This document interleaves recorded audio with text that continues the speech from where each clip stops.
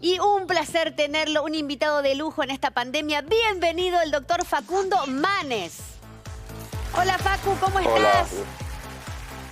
Hola Vero, gracias por permitirme estar acá con vos. Muy bien, siempre es un gustazo hablar. ¿Cómo te está tratando la pandemia a vos, Facundo?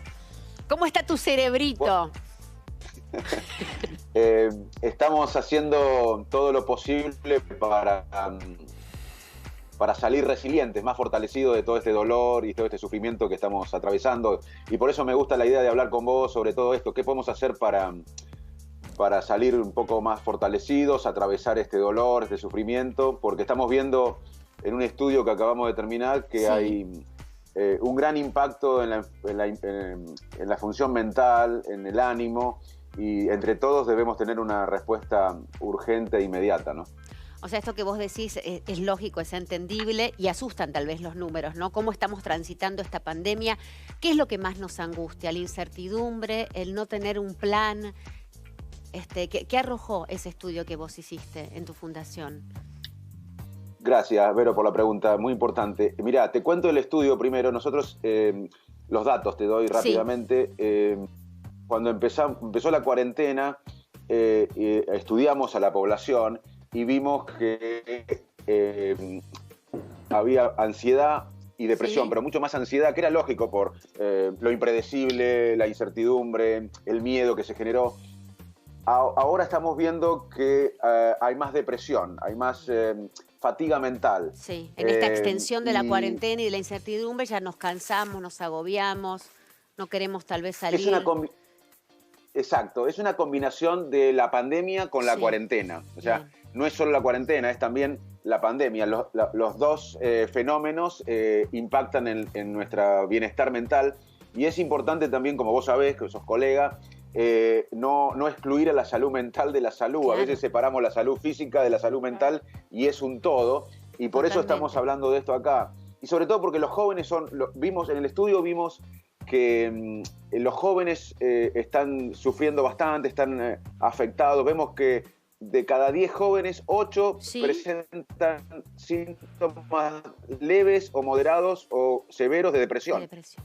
8 de cada 10 jóvenes están padeciendo algún síntoma de depresión moderada. Sí, es mucho, y por eso está bueno hablar de esto, no solo para contar lo que está viviendo la gente, sino también para ver qué podemos hacer, cómo podemos, porque hay medidas individuales desde nosotros que podemos hacer como individuos, pero también medidas que los representantes, que la política, los que tienen que líderes pueden estar hacer. Apoyadas desde el Estado, ¿no? También. Primero visibilizar. Y también la forma que... Claro, y la forma que comunican en todo el mundo, no solo acá. Hay varios estudios que muestran que una comunicación transparente, una comunicación en donde la sociedad no note que hay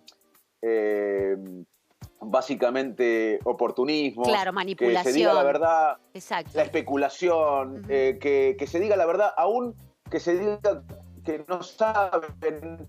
La sociedad lo va a valorar, porque un poco lo remarcabas vos, Vero, con el tema de la incertidumbre. Lo que estamos viviendo es una incertidumbre generalizada, y nos haría bien tener un poco de planificación, una perspectiva, porque acá le vamos a ganar al virus. Vamos a tener que convivir con el virus mucho tiempo, quizás hasta entrado el año que viene, hasta que haya una vacuna, una cura. Pero si hay cierta planificación y si nos preparamos para los próximos pasos, eso ayudaría a bajar la incertidumbre. Esa ansiedad, ¿no? Exacto, y esa angustia que genera. Ese es el principal desafío que tenemos, y bueno, por eso agradezco este tiempo con vos. No, por favor, siempre es un encanto. Pau tiene preguntas, todos tenemos preguntas para hacerte. Pau. Sí, todos. Facundo, lo que quería preguntarte era me parece muy importante que hables de los jóvenes y del impacto que tiene en el cerebro la soledad en los adultos mayores y la soledad en los jóvenes. Y si estás viendo cuáles van a ser las secuelas en el cerebro de todo lo que significa hoy la pandemia. Bueno, gracias. Muy importante los 3 puntos. Los jóvenes, los adultos mayores y las secuelas. Los 3 puntos son clave. En los jóvenes, como recién dije, vemos que es uno de los principales factores de riesgo. También ser mujer, lamentablemente, por la inequidad en el trabajo doméstico, por la violencia doméstica y también ser adulto mayor. Te diría que son los 3 grupos de mayor factor de riesgo.